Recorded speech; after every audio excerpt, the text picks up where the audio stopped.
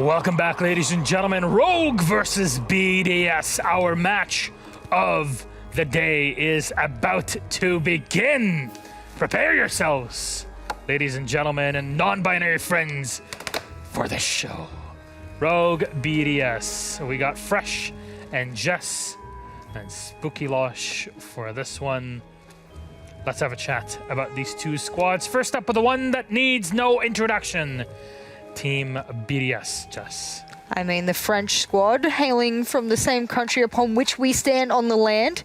And I would usually say that for a very spooky kind of movie, you know. You're sitting down, but yes. I can't Legs stand up. You would not see me otherwise, which would be very on character. But I know for a fact that this is a much more on-form BDS post-major. I can be convinced and have confidence that they would perform both offline and online. I used to only think online.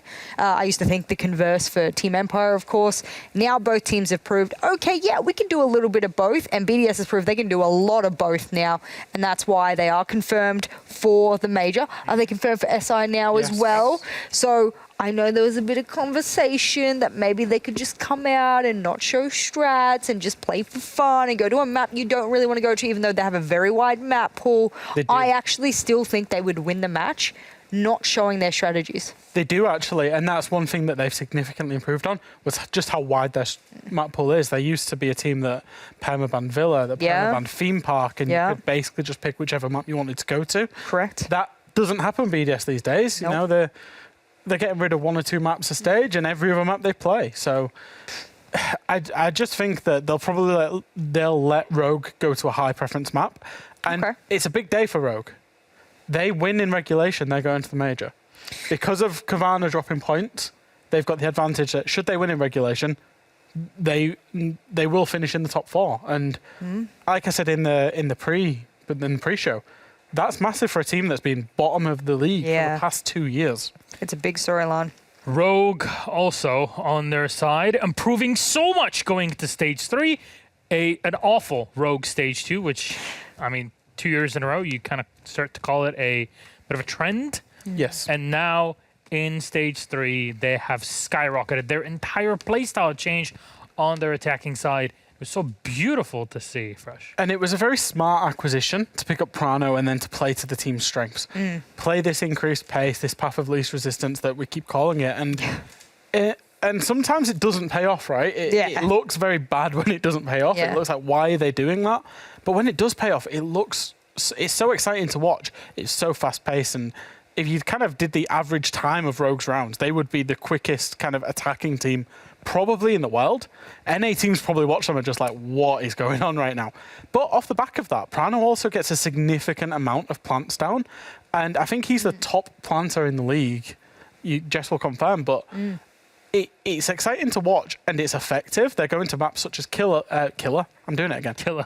Cafe and Villa. And Villa. 3 or 4 Killer on topic, right? Yeah, we do love the good killers. Oh, no. Oh, I'm sorry. No, I'll put it back down. They're going to maps such as Cafe and Villa, and they're getting 4 attacking rounds, and it's becoming really effective that they're flying their way up the table and looking like they'll go to the major.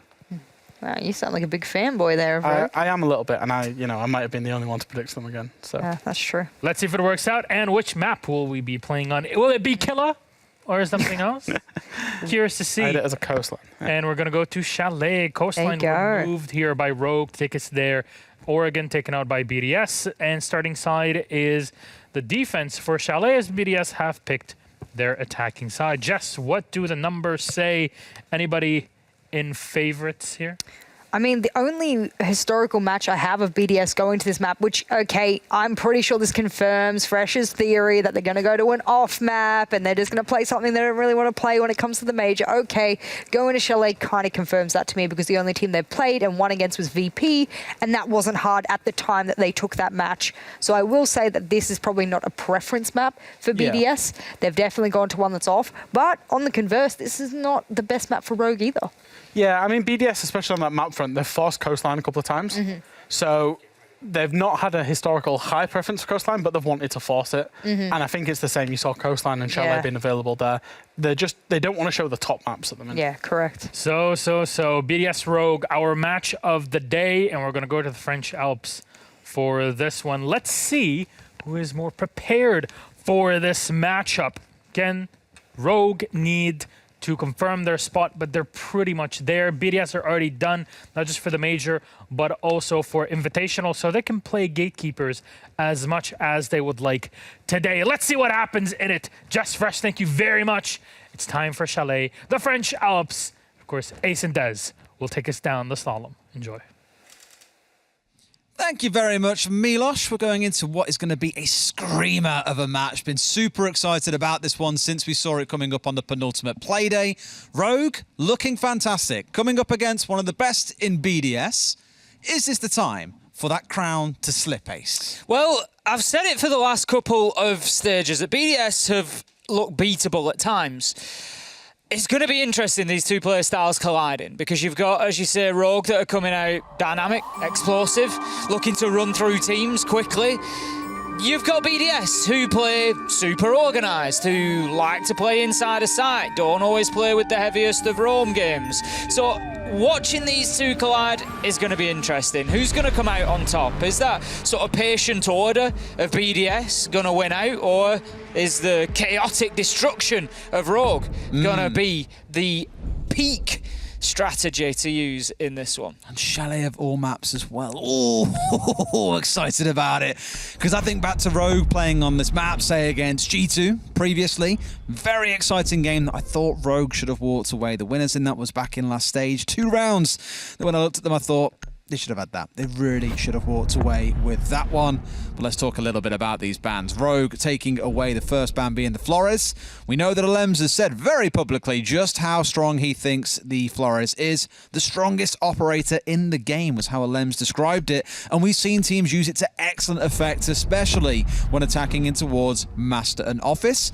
BDS with an interesting ban coming out of Jaeger. That's been a while since we've seen one of those, Tim. It has been a little while, and you're always looking at a Jaeger ban and thinking potentially, maybe a little bit of a nod towards the roam on the defence and the aggression that can be brought along with the carbine of Jaeger, but also obviously just opening up an avenue on attack for more of those throwables to be used. Maybe we'll see some early round aggression. I often comment on this with the Jaeger ban. You sort of feel like it maybe goes hand in hand more with Rogue strategy, because the quicker you get to site, the fewer Whammer magnets can be in place. You rain utility in, you're going to clear out very, very quickly any defences that is there. But it's just not something that we always see teams push when they bring that Jaeger ban. I'd expect to see maybe a bit of aggression towards site early in the round from BDS. Take full advantage of it. But I don't think we'll see that from them. What I find funny is BDS were the first team to popularise my bans last year, if you recall as well. They were banning it every game, and I think some teams looked at it and went, well, why the bloody hell are they doing that? And this was, of course, during the utility meta when it became so prevalent that every team started banning it away, and BDS were then like, okay, let's change our bans up a little bit and see what else we can do. So let's see how Leon and the side of Rogue can do with the Wamai. Will it be enough to shut down the flying grenades that will come, well, the flying projectiles that will come in from BDS? It's not just the frag grenades, and as a matter of fact, that is looking relatively limited. Instead, we've got 9 flashbangs coming in on the side of BDS, 2 frag grenades. Feels very weird to only see 2 on a team, especially when things like Sledge, Iana, Finka, Maverick are also popular in the meta. But no, only the 2 available on Iana in this round for BDS. Absolutely, so many of those attacking operators that we're seeing with an increase in pick rate are bringing the explosive utility, but maybe it's obviously just not part of the game plan here for BDS in round 1. They head straight towards Library, so we would expect that we maybe not see too much attention on the Solarium side of things. Just Alem's looking to get himself in quickly downstairs here. We've seen quite a bit of roam game down in the basement lately. Players just hanging out down there, trying to just come up on the flank later in the round. So obviously just a nod towards that. Now Crying looking to get aggressive, and how many times have we said that about Rogue lately? He's going to step right up to this double window. Will he catch Shaiko? Absolutely not. Shaiko more than ready for that fight. Takes Crying down with a headshot, and that gives BDS the early advantage. It does. Good swing out from Shaiko, just expecting that one coming through. I think also caught on a drone. Would be enough to feed it away because they had eyes from the hatch up above, I do believe. With that one opener coming in, it should slow the side of Rogue down a little bit in terms of their aggression. You can see everyone's dug back in. Leon playing piano, Rip's playing up to the north side, Prano currently inside of site, and I believe one more up inside of Solar. Should mean that for BDS, this is a very simple, straightforward push from the south side. Nothing impeding them or getting in their way. They've got all the time in the world and all the control they could ask for to set up what could prove to be an excellent attack. They have. They've got absolutely everything they need at this point of time. Playday, he's going to look to get onto mezzanine and try to open up that plant spot on the office wall there. And then once that is done, there he they're goes absolutely laughing. Shaiko finds a second, and he's going to be laughing again with a headshot onto Leon. And now he's going to look to pressure into bathroom. He knows a man's there, takes the shot, and just tells me that the information game from BDS is strong. Look and look away. at that. Rips takes the first shot, but as he tries to dip himself out of bathroom, Shaiko finds him, finds a fourth. Surely not an ace in round one from Shaiko. It's certainly looking possible as Prano, he's dug deep in Solarium right now. He's got the Elder in hand, but boy, he's going to have to do a lot of work here. He tries to move round on the flank. He's just trying to pressure anywhere he can onto BDS. He might just get himself one here if he holds the angle. Yes, finds the Lems, but all that does is tell them exactly where he is. Playday, he gets the diffuser down. Shaiko wants the ace, and what Shaiko wants, Shaiko gets. 5 kills to start a game off. That is one way to send a message. Rogue, who have enjoyed arguably bullying some teams with gun skill, aggression, pace, just get completely shut out by Shaiko in round 1. Clinical, clean, no matter which way you want to look at it, an excellent first round for BDS. However, I will also take a little bit away from them and say, okay, one man stepped through him. He's pulled out an ace. That is just one man. However, the map control was established by the whole team, and that plant was going down in plenty good time with drone work galore also shining on through. Let's give the second round a look. I don't imagine lightning strikes twice and we see a double Shaiko ace. Bar gaming going to be where we step into next, and let's see how Rogue vary their defense to deal with this new threat. I mean, we have seen it. We have seen it in this Tier 1 stage. Fancy, of course, a little nod towards him out in LATAM. If you didn't know, Fancy, I think it was about a week and a half ago, got back-to-back aces.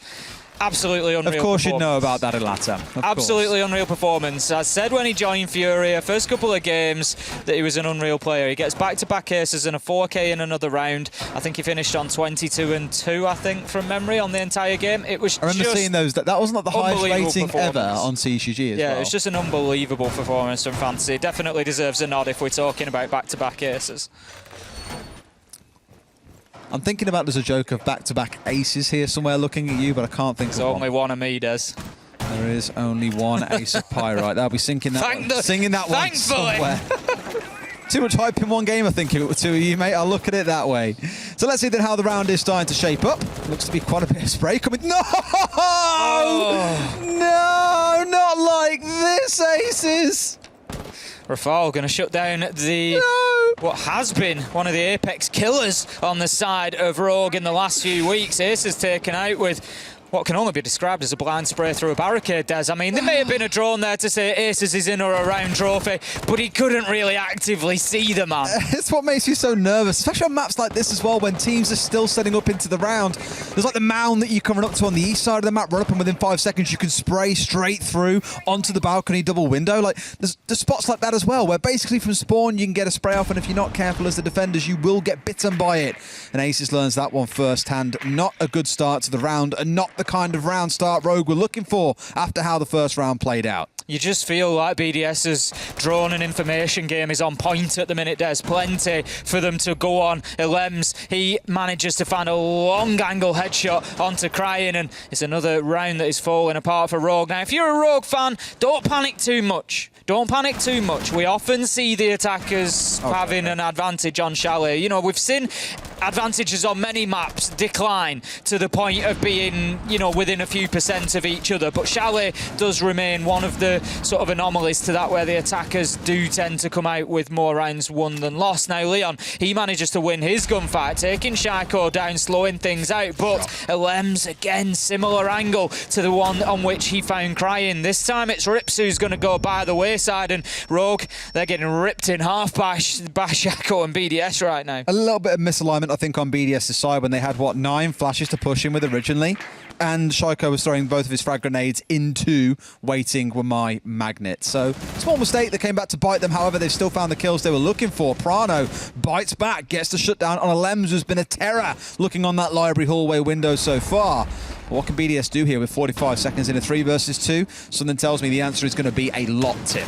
Prano and Leon have got themselves back to site now. They've decided that that is enough for the roam game. They're going to try and hold their angles and force BDS to make a move here. And as that butt continues to work above, Leon does exactly that. Right. Uses the reverse angle and manages to find Rafal. And all of a sudden, a 5v3 turns into a 2v2. Des, they manage to level things up. And Rogue certainly looking like they could just hold on here and fight their way back into it. But Playday, he manages to find the man inside of sight, shuts down Prano, 1v2. It's all up to Leon, 13 seconds left to go. The clock could be the big enemy now for BDS as they have to force their way in here and think about a diffuser plan. Playday somehow manages to survive the drop, just uses the juke to the side to find his man, and that's going to be BDS taking round 2. Leaving it down to the wire for sure, but Playday, both kills in that final 2 versus 2.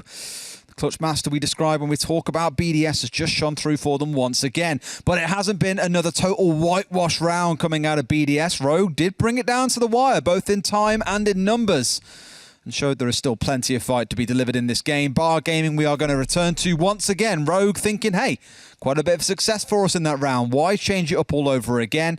And the Mute Mozzie setup, well, we know exactly what that's for. Slow down this excellent drone work coming out of the side of BDS. I can see why Rogue have gone back to this site. You know, there were plenty of good things to take Look away. at this.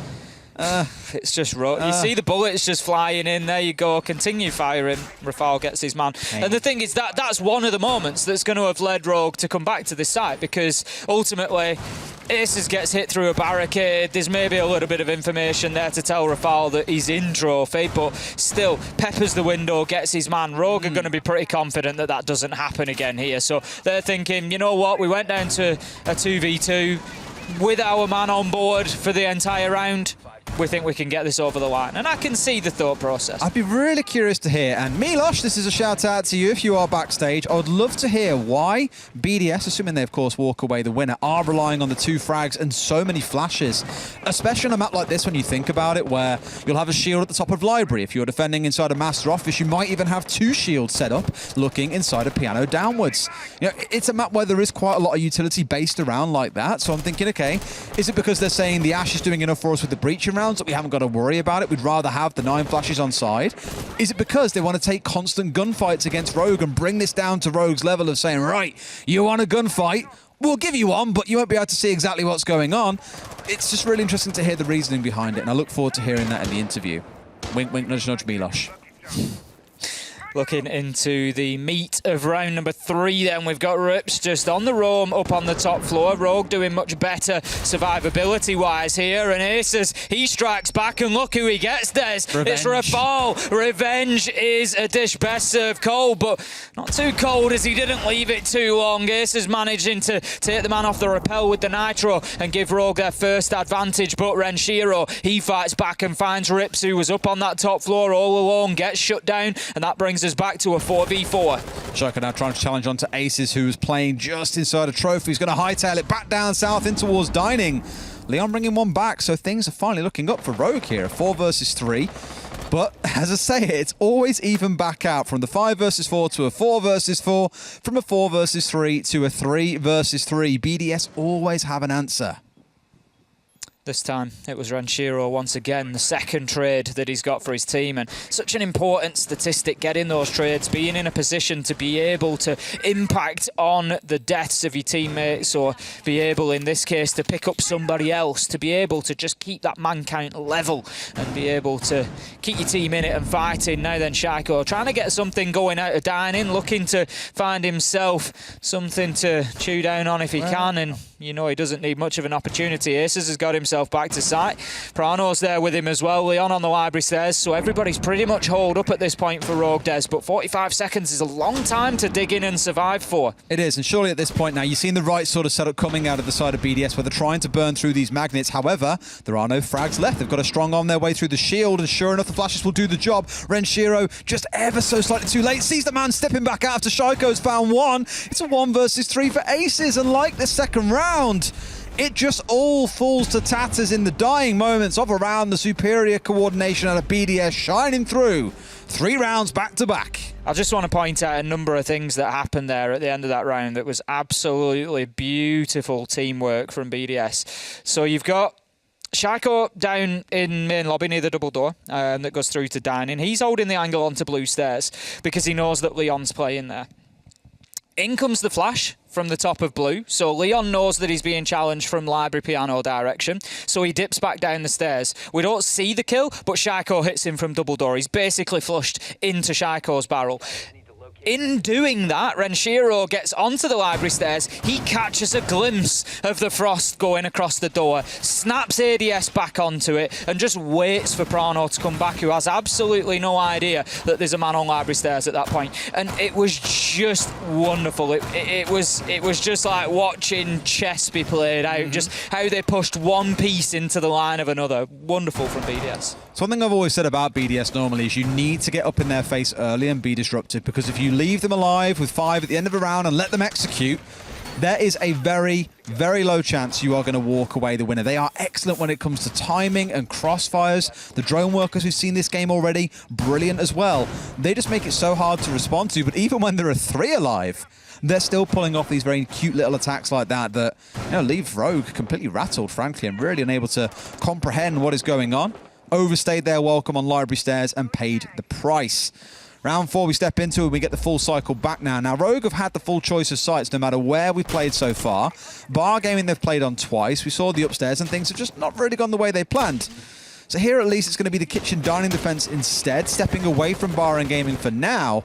We'll see if this one fares any better for them. Renshiro pushing in quickly to Big Garage. He's looking for that vertical angle. As you say, we've seen it countless times. Get yourself established in here, open up the ceiling above him and look to play and cut off Solarium stairs. And that is exactly the position that the book is going to play for the time being. He's just very conscious of the potential for somebody coming down West Main stairs. You can see him just keep checking his 6 there and making sure that there's nobody aggressing onto him. But he's just going to hold on to that rotate for now and just see if he can catch anybody out as they try to move back down there. Leon potentially could move and hop over the balcony there to get himself down safely, but I'm going to have to move Leon because right now he's preventing them breaching that top floor wall, and so the roam game will stay in place. He's got away with murder twice here as well, pushing his way back across through Alem's line of fire. Alem's being patient as a saint here, just daring him to step back across for a 3rd time, saying, hey, you won't be so lucky this time, son. 3rd time lucky and all that, you know how the saying goes. But he's being very, very still, not feeling the need to peek on towards piano window, for example. However, I think Rogue very smartly have backed away from playing those positions now, gotten the hells down towards the south, and will likely look to join the team again relatively soon because they've already burnt through this 90-second window the BDS employed at the start to try and deal with these roamers. This is still active up on the top floor in and around mezzanine, and right now BDS haven't really had an answer to this, but the same angle that we've seen Ilems pick up 2 kills from so far today is the one that he's going to switch on to. But Aces doesn't need to do anything here, Des. He doesn't need to aggress forward unless he's forced to do so. So if Ilems wants to hold an angle, it's going to take somebody else from BDS to push him forward. Aces does take a step out, but quickly takes one back in, and you can see he just wants the kill. He wants to try and open this round up, but the smart play here is just keep yourself in cover because BDS have got to be very aware of Aces, and in the final 20 seconds when the focus has to become about getting that diffuser down, that's when Aces could really spring this flank. 2 dropping down into basement as well. Leon dropped away quite a bit earlier on, but now rejoined by Rips. The pair of them coming back up towards West Main and trying to force their way forward. Renshiro has found his way in from the north side, so there is some game being made by BDS, and here comes the plant now. A 4 versus 4 temporarily whilst Playday is holding down F, but it's F for the win today. That one gets stuck down, and now Rogue got a retake on their hands. Renshiro into a double in the round. Leon trying to get himself a vault, finally gets himself over. Will he find the man? Sees the one, brings down Shaiko. Can't win the second as Rafal is there for the flank cover. And so now it's down to Prano. What can he do? Because Cryin is down, cannot bring down Rafal. Stalwart in the back. 2 kills for him, 2 for Renshiro after a Playday plant. It's all going so very right for BDS right now. As I said, Aces, he needed to hold and just pick his moment for that flank, but BDS dealt with it fantastically well. Sometimes the option is there to say, you know what, we're not going to challenge onto that. We know you're there. That's absolutely fine. We're just going to keep a gun on that door, and we're going to get on with doing what we want to do. do, in which case for BDS was getting that diffuser down. They got the vertical control, they were able to do that, and Ace is never able to make a push onto that double piano door to try and cause any sort of nuisance of himself and Rogue. They're going to take the tactical timeout, Des, and it's no surprise because this one is starting to run away from them.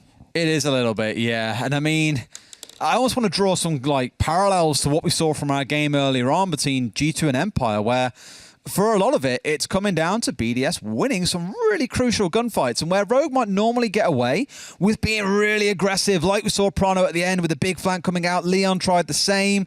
You know, that normally leads to a 2 or a 3K against other teams, but BDS have just always got someone there for support, and they're winning the critical gunfights. And Rogue are being punished for every small mistake, setting up a little bit too late into the start of the round, overstaying your welcome on the library stairs shield. All these little things that I feel they might get away with against some other less coordinated teams are just being shut down by the French side. And for BDS to not walk away with at least 5 rounds in this half would be criminal.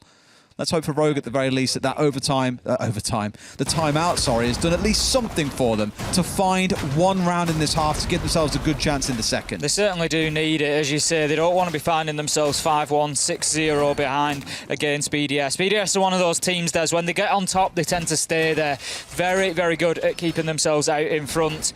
And, you know, they're not bad at fighting from behind either, as Skavana found out last Playday. BDS, I've got a feeling, Des, they're going to go stage 3 unbeaten at this point. They're going to take that top spot with absolute style. We commented on it that they haven't actually taken the top spot in EUL as of yet. Stage 1, stage 2. It's not something that they've accomplished. Yep. And boy, they've been here to send a message in stage 3. Massively. And for those who didn't know, of course, they have now got a coach on board who's been with them from just before Mexico. Bios coming on side. Believe he used to coach Penta back in the day. A known figure in the French scene, needless to say, and it is starting to shine. Now, can you attribute it all down to a coach? Absolutely not. But it's also very unfair, I think, to not give any of the credit over to him and Eagle Mees, who are, of course, doing a lot of work behind the scenes.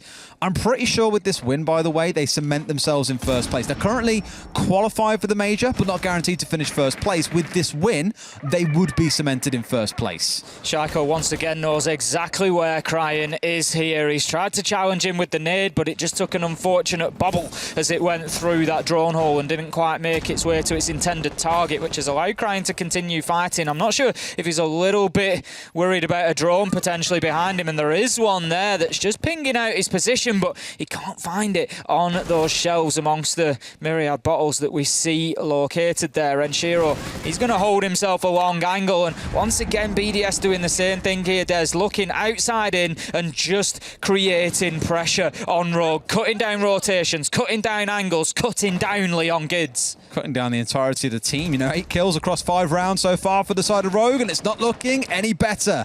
Alem stepping in. He's going to be the one player I'll point out and say he's been a bit quiet so far, but everyone else working magic. Cryan with a nice sneaky disruptive first kill of the game coming out from Split down towards the stairs, but Rafal trades it just a couple of seconds later.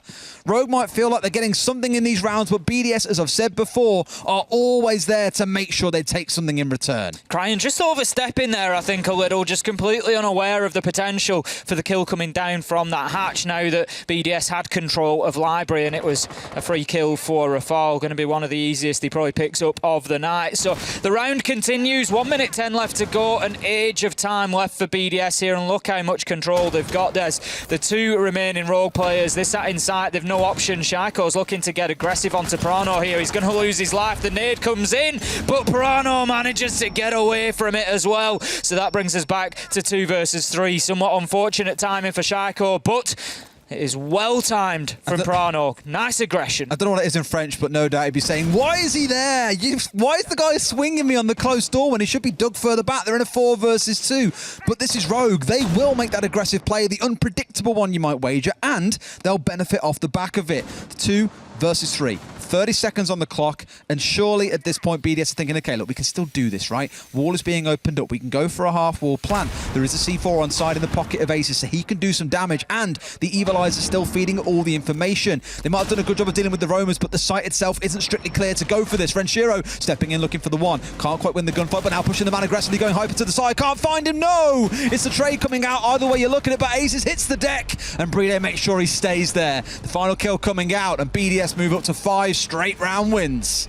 Unfortunately for Rogue there was just a couple of gunfights that maybe if they go a different way, they level things up. It was definitely back and forth, but as much as Ace has managed to get it, the trade was there immediately, and it all came down to Prano BDS ultimately not needing to get the diffuser down. It was all about that maestro position from Prano. He was on the sort of, I'll call it the half wall, but the small wall inside of Piano, and he had the long angle onto the half wall default plant spot with the Elder, and he was the one to try and hold them out of that plant. And you saw the flashes go in, and that's exactly what Renshiro was aware of. He was bouncing flashes off the wall, he was peeking the corner, putting gunfire in towards that position because he knew that was where they were going to try and deny the plant from. But ultimately, BDS making the call there to, let's not worry about the diffuser, let's just go in and get these kills. And it was well worked from them, as has been the entire game so far. And what a performance. And Rogue just showing that they do still have those ups and downs to performances as well. This is the big challenge that many kind of levied against their new style, right? I don't want to call it a rank style, but a lot of it feels like it. It's very aggressive with a lot of coordination that you normally see from a pro-level team. You know, the crossfires, the jumping into windows at the same time, making sure they were always trading with each other. A lot of teams have struggled to deal with that out of Rogue for the most part, but BDS are doing well so far. The big challenge was, what will Rogue do if that play style gets figured out? And I did ask Leon this. I said to him, you know, what will you do if teams do manage to crack this? And he was like, look, right now, things are going well. We're happy. We're playing good. It's why we're currently third place in EUL. We'll figure it out later if we have to. If a team does crack it and everyone else catches on, fine, we'll change again. But right now, it's working for us. And to be totally fair to them, many playstyles won't work against BDS because they're just that damn good. Prano in an interesting position here, just laying prone inside of Solarium, and this is the sort of player that we've come to be familiar with Rogue here in Stage 3. What, rat they're plays? just, yeah, basically they're willing to try this. They're willing to just try and catch the players out. Droned, but that is exactly what I was going to say. BDS have been really, really efficient with the drones so far. They've had a couple of kills that have been clearly fed that information, and if they find Prano in this position with Shaiko on the window, it's an absolute free nade all day long. Or even just hold the angle and force them to move away here. I don't think it'll be the case because Aces has got the C4 down below as well. Rips also playing on the stairs. So there are two of them, if not three, because Aces is below, don't forget. Looking to challenge up towards this solar side. Taking no action so far. Just being very passive and hoping that it pays off for them later. This drone coming through, if it sees anything, all you got to do is have a drone come out of bedroom potentially and they'll see his feet and he could be done for. I really thought Shaiko knew there. There might even be an angle onto him from the upside down rappel. If he sees the whiff of a leg, he's going to be absolutely all over it. But for the time being, Prano remains in position. He's just waiting for that rappel to come in. And right now, there's nothing that BDS can do about this Solarium side. But at the same time, Renshiro is able to start working on that office floor. He's just vibing out watching Squid Game while the rest of this goes on around him. Hasn't had to move a muscle so far. Aces with the starting kill coming out. The grenade starting to rain in, and they're going to push through. That one bounced the wrong way. Does he spring up now? Yes, he does! And that's going to be a stinger to Shaiko again. Beautiful. Second round in a row in French. Why is he there will be the big question. Prano gets to hold out for a bit longer. Aces finding himself a second in the round. Finally, Rogue have found the answer, and it's to give your best imitation of a rat ace. It certainly looks like Rogue are going to get the first round on the board, and as I said, it's become something that is almost synonymous with this Rogue side in Stage 3, about doing the unpredictable, doing things that teams would just never even consider would be the case. Playday manages to get in and take Prano down, but you just feel, Des, that he's done his damage in this round. It's 30 seconds left to go. It's 4 versus 2, and Rogue right now are just absolutely dining out on the fact that it took BDS way more than 2 minutes to start getting inside of Solarium, but somehow Playday manages to find Leon, and all of a sudden you see that lead just slowly being erased. Can BDS do this? Breeday's found himself a third, but it all comes down to Rafal, who is shut down by crying. Aces onto Playday, and despite their best efforts in the round, Playday, Rafal, they can't get it done. And Rogue, they close out their first round. It's 5-1 at the half. It would have been a travesty if Rogue had lost the round, because you just saw, following the two of them as they pushed down towards the elbow corridor, a drone from Rips following them from kitchen down through into dining, and as they push into the corridor, they saw everything.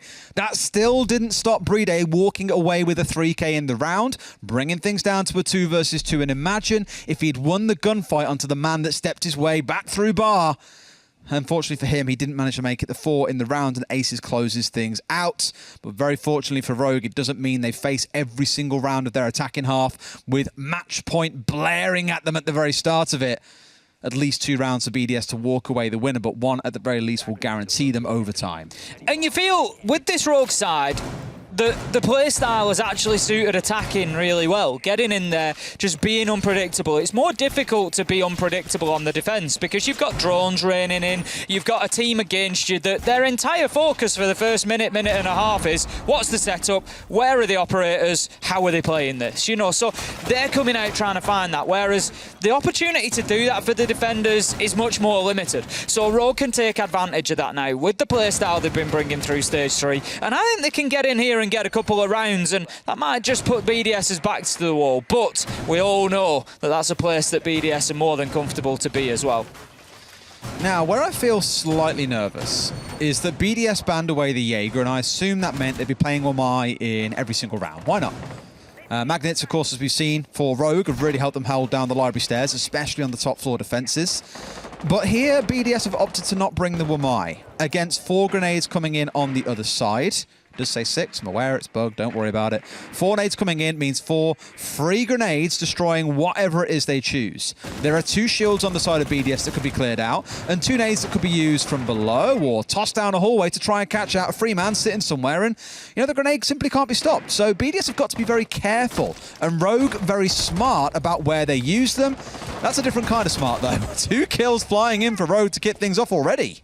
As I said, we might just see a Rogue side that is way more comfortable on the attack of Chalet, and that's exactly how it plays out in the first 50 seconds here. Shaiko and Rafal done and dusted for this one. Lems gets him on the run out, as you say, manages to find aces, but takes a lot of damage in doing so. That leaves BDS now down to about 2.25 men, realistically, on the field. It's only going to take 1 shot onto Lems, and considering he's one of the players that's out on the roam, just trying to make things unpredictable here, it could be a real toughie for BDS to find this round. I'm half looking towards the drones they've got left as well as we hit that 100-second remaining mark. 3 out in the field, 1 in back pocket.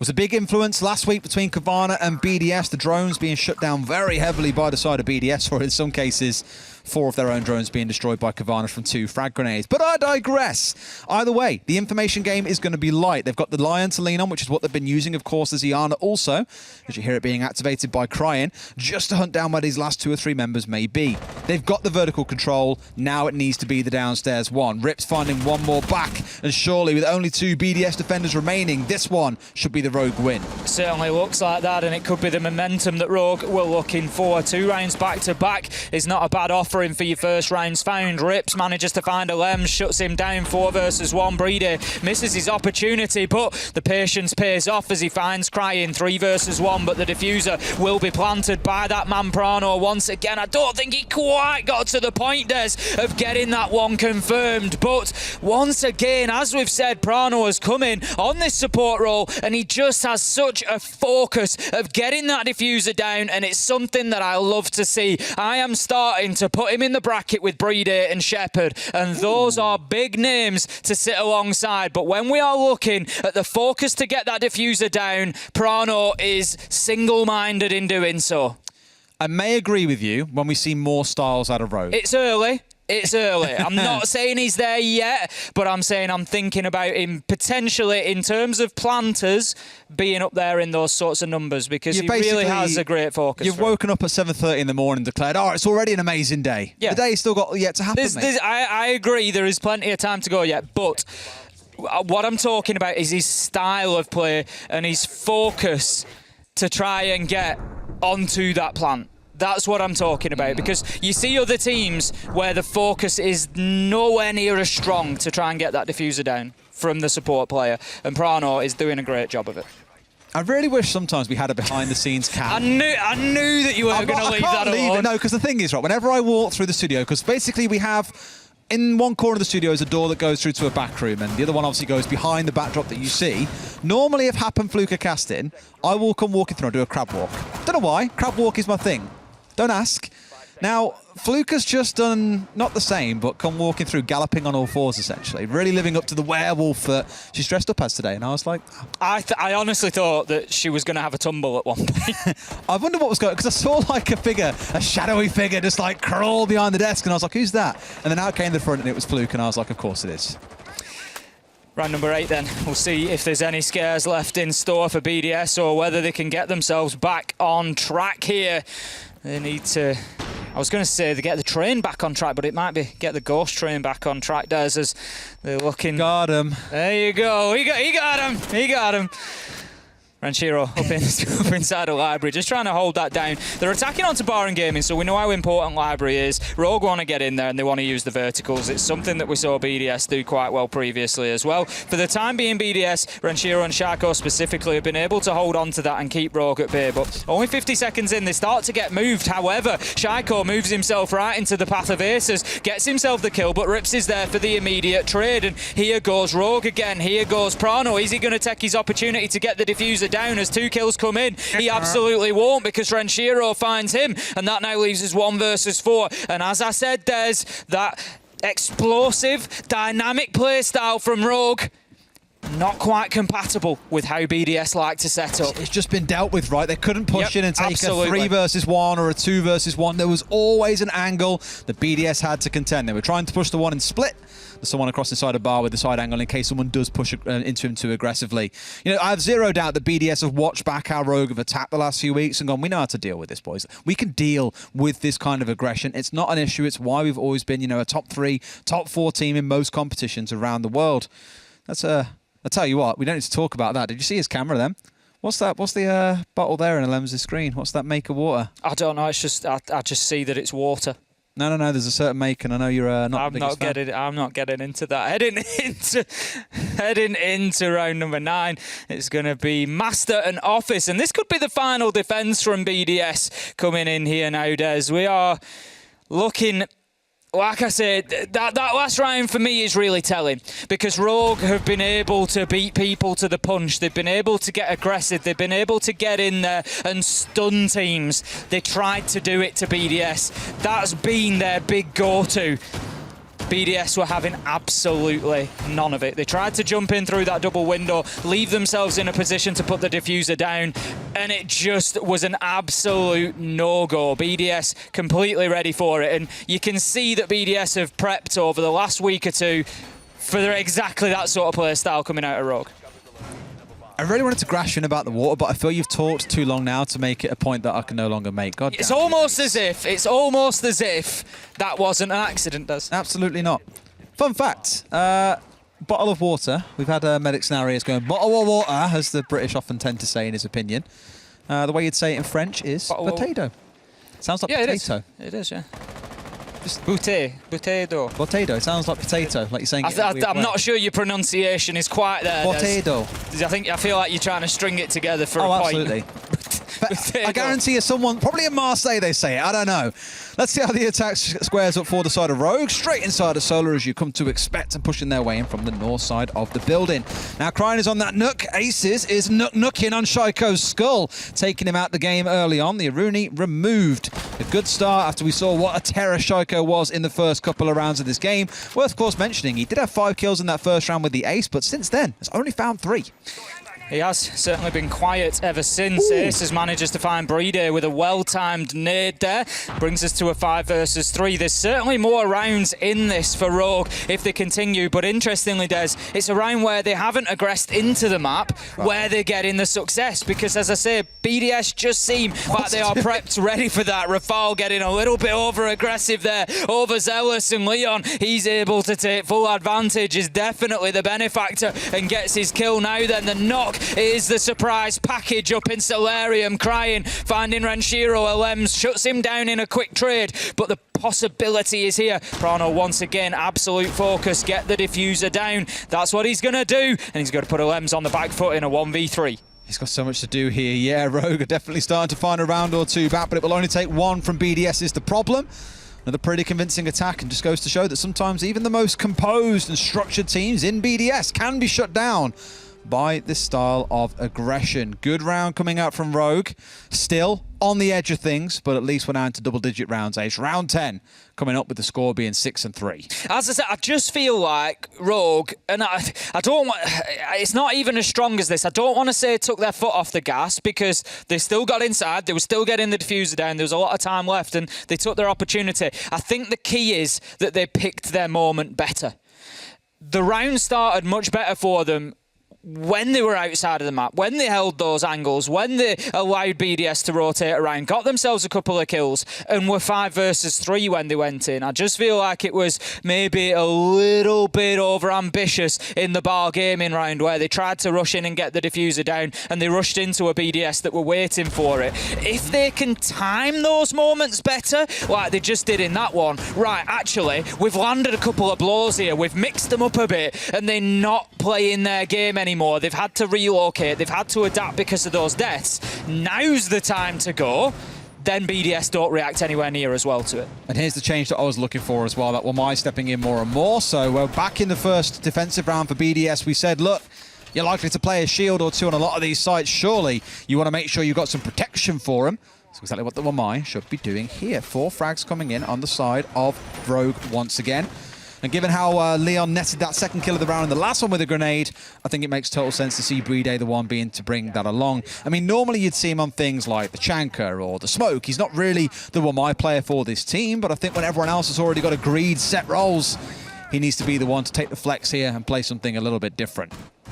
Going to be heading up to the top floor once again. BDS, essential that they keep themselves alive here. That's where Rogue start finding problems and have to take those risks and play into BDS's game. They can't take those early deaths like they did last time around. You feel like Rips, he's just trying to bait out the run out from BDS there, but they're not going to go for it. But once again, Des crying, Leon, come in, get themselves the big entries, and watch for the aggression from Rogue now. This will be timed, and they will come in and try to push. They don't even need to, Des, as they find the final 2. It's a flawless round for Rogue. 6-4, game on. They are getting back into this. Oh dear, oh dear. I know a couple of rounds ago we were looking at it and saying, oh, it's 5-1. Surely they don't fight their way back in. But with the last couple of attacks, 3 left alive in round 9, all 5 left alive in round 10. They're heating into it, and like I keep on saying, BDS have only got to get this right once. It's not like they've got to do it 2 or 3 times here. Rogue have been on their last legs for several rounds, yet still, they are doing it. They are pulling this off, and there has got to be some magic. Bar and Gaming, round number 11 we step into. The Maverick 6 picked in. Will that be the difference maker? Because if nothing else, that does mean there are 6 frag grenades on side now, Ace, to contend against. And as you say, no Jaeger with him being banned out, so it's all going to be down to the Wamai of Rafal to prevent those coming in. Arune, to a degree, the laser gates, of course, will prevent nades coming in unless they are cleared out before, so some other utility would have to be expended, whether that be a drone or an alternative throwable utility. I mean, you can always just stick your arm through it, Des. It'll do the same job. You'll take a few hit points of damage along with it, of course, but one way or another at BDS, they're going to have to be aware that there could be death raining in around them from those explosives, and you wouldn't expect much of the utility to survive either. Absolutely not. I mean, the shields, again, are always the big one that I'm harking back to.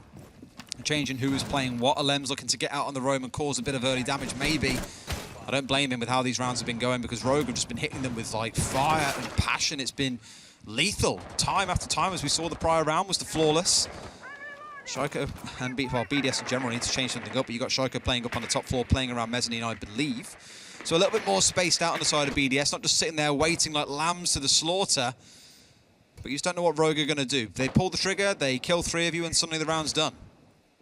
Crying looking to move in underneath. We've seen this from him before when playing on Chalet. He's had some joy from it as well. He'll pick up the odd entry kill here and there moving through, so they're sure they'll be looking for that sort of impact coming out of him. Leon looking to pressure immediately onto site, knows that there'll be a man inside of Split there, so just fires a few little warning shots. A nice pre-fire into the wall, but won't catch anybody as BDS for the time being keeping themselves super safe behind those reinforcements. Got to touch on drones again for the last 20 seconds. We've been down to 5 on the side of Rogue. Again, BDS showing how good they are at dealing with these drones in the either prep phase or very early into the round. And look at this being open. This is really smart coming out of the side of Rogue. Great bit of team play. Just not quite netting them the kill they were after. However, Playday forced to scutter away, moved himself instead playing inside of the site itself. Split no longer safe to play in for the side of BDS. One push their way in through the window, but nothing comes of it. I want to say that it's Team Secret that we saw do that at the beginning of the stage. I think it was. It was certainly a Team Secret game, and I'm pretty sure it was them that did it. But coming in and just opening up that line with the Maverick, I've been a little bit, I think it might have been a Selma device they used, but I've almost been a little bit surprised that it's not been done more frequently, because it really does deal with Split. You saw there straight away, BDS knowing that there was absolutely nothing they could do to stay in that position, because you're just asking to have your feet shot out.